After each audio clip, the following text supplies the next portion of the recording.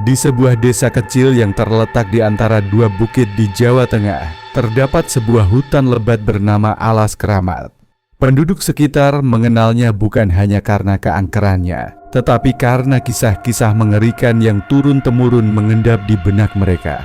Konon katanya, hutan itu menyimpan makhluk peminum darah yang tak pernah mati, sebuah entitas tua yang dikenal sebagai hantu vampir.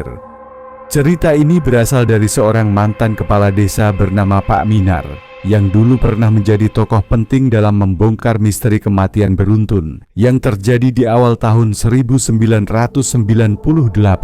Cerita ini bukan sekadar dongeng rakyat, tetapi berdasarkan kejadian nyata yang dicatat dalam buku harian Pak Minar yang ditemukan setelah beliau meninggal dunia secara misterius. Awal mula kisah ini terjadi pada bulan Februari, di saat musim hujan sedang lebat-lebatnya. Dalam kurun waktu 2 minggu, 5 warga desa ditemukan meninggal dengan kondisi yang sama. Tubuh mengering, kulit pucat membiru, dan tanpa setetes darah pun tersisa di dalam tubuh. Tidak ada luka tusukan atau robekan yang tampak jelas. Namun dokter yang memeriksa mayat-mayat itu mengatakan mereka seperti dikeringkan dari dalam. Desa menjadi panik. Orang-orang tidak berani keluar malam, anak-anak dilarang bermain di luar selepas maghrib, dan bau dupa serta suara mantra dari para dukun terdengar hampir setiap malam dari rumah ke rumah. Namun, kematian terus berlanjut. Pak Minar, sebagai kepala desa saat itu, memutuskan untuk menyelidiki sendiri dengan bantuan 2 orang tetua adat dan 1 dukun tua bernama Mbah Rasmo. Mereka memulai dengan menelusuri lokasi terakhir para korban, dan semuanya memiliki satu kesamaan. Sebelum meninggal, masing-masing dari mereka terlihat terakhir kali berada di sekitar hutan Alas Keramat.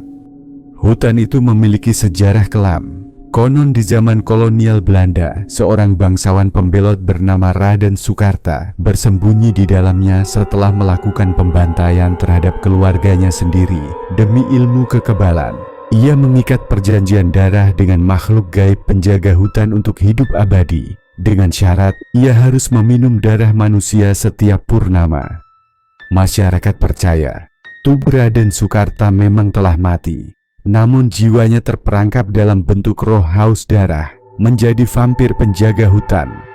Dalam versi lokal, hantu vampir ini tidak berbentuk kelelawar seperti dalam legenda barat, tetapi menyerupai manusia dengan kulit pucat, gigi tajam, dan lidah panjang menjulur hingga ke dada.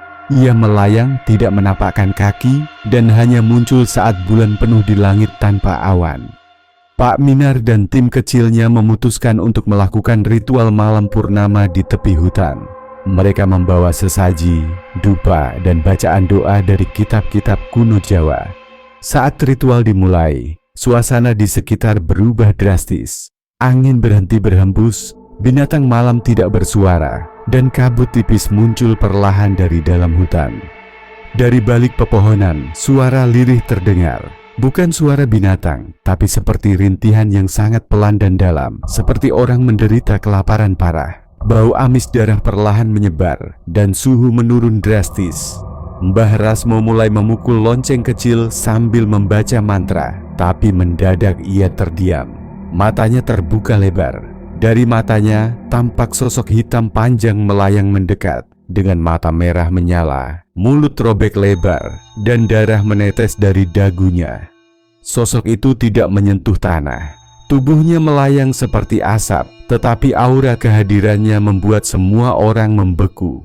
Dukun tua itu lalu jatuh tersungkur, dadanya berdarah, dan tubuhnya mengering dalam hitungan detik, seperti semua darahnya dihisap hanya dalam satu tarikan nafas. Pak Minar dan 2 orang tetua lainnya lari terbirit-birit, namun salah satu dari mereka, Pak Turiman, tidak sempat menyelamatkan diri. Jeritanya menghantui desa sepanjang malam, hingga ditemukan pagi harinya dalam kondisi seperti korban lainnya. Kering, tak berdarah, dengan mata terbuka lebar, seolah menyaksikan kengerian luar batas. Setelah kejadian itu, desa mulai percaya bahwa hantu vampir Alas Keramat telah kembali aktif setelah lama tertidur. Ada yang percaya bahwa aktivitas pembangunan jalan yang membelah sebagian hutan menjadi penyebabnya. membangunkan entitas jahat itu dari tidurnya yang panjang. Pak Minar tidak tinggal diam. Ia mulai mencari solusi spiritual.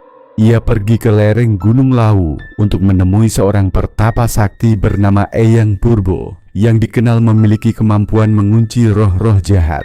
Setelah berhari-hari bertapa dan puasa, Eyang Purbo setuju untuk turun tangan. Dengan membawa pusaka berupa tombak kecil berujung perak dan benang kuning yang telah dimantrai, mereka kembali ke alas keramat pada malam purnama berikutnya. Mereka tidak hanya membawa sesaji, tetapi juga menyiapkan jebakan untuk sang vampir. Sebuah boneka manusia dari kain putih yang telah direndam dalam darah kambing selama 3 hari, diletakkan di tengah tanah lapang di dalam hutan. Malam itu, bulan penuh bersinar terang tanpa awan, dan segala sesuatunya terasa sunyi mencekam. Seperti yang diduga, vampir itu datang. Ia muncul perlahan dari kabut, matanya merah, tubuhnya melayang rendah, dan lidahnya menjulur ke arah boneka yang berdarah. Begitu vampir itu mendekat, Eyang Purbo melemparkan benang kuning yang memercikan api kecil ketika menyentuh tubuh sang makhluk. Vampir itu melengking, suara jeritannya membuat telinga berdarah. Tapi belum cukup, ia masih melawan, mencakar udara, menjerit dan melempar aura hitam yang membuat salah satu asisten Eyang langsung pingsan dan hidungnya mengeluarkan darah. Dengan tombak perak yang telah dimantrai, Eyang Purbo menyerang titik tengah dada sang vampir. Terdengar suara seperti daging terbakar, asap hitam keluar dari luka tersebut, dan tubuh hantu itu berubah menjadi abu perlahan-lahan, meninggalkan bau besi terbakar dan anyir darah. Namun, sebelum benar-benar lenyap, dari abu tersebut muncul sesosok kepala manusia tua yang menangis dan berteriak, "Aku tidak akan mati. Darah akan terus memanggilku." Setelah malam itu, kematian aneh berhenti. Desa kembali tenang, meskipun tak ada seorang pun yang berani masuk ke alas keramat hingga hari ini. Wilayah itu kini dikelilingi pagar bambu, dan setiap malam purnama, warga sekitar masih menyalakan dupa dan membacakan doa untuk menjaga keseimbangan antara dunia nyata dan dunia gaib. Pak Minar meninggal 10 tahun setelah kejadian itu. Dalam kondisi yang aneh, ia ditemukan di dalam rumahnya dalam keadaan kering, tubuhnya membiru dan tanpa darah, padahal tidak ada tanda-tanda perlawanan atau luka. Hanya sebuah bekas kecil di lehernya yang tampak seperti gigitan. Dalam buku hariannya yang ditemukan kemudian, ia menulis sebuah kalimat terakhir. Vampir itu tidak pernah benar-benar mati. Ia hanya menunggu malam purnama, menunggu darah pertama yang tumpah. Catatan akhir. Cerita ini beredar dari naskah harian yang disimpan oleh keluarga Pak Minar. Masyarakat sekitar percaya roh Raden Sukarta masih gentayangan dan sesekali memanggil korbannya dari luar pagar hutan. Mereka bilang, jika kau berjalan di sekitar alas keramat saat bulan purnama dan mencium bau darah yang samar, segeralah pergi, karena dia sedang lapar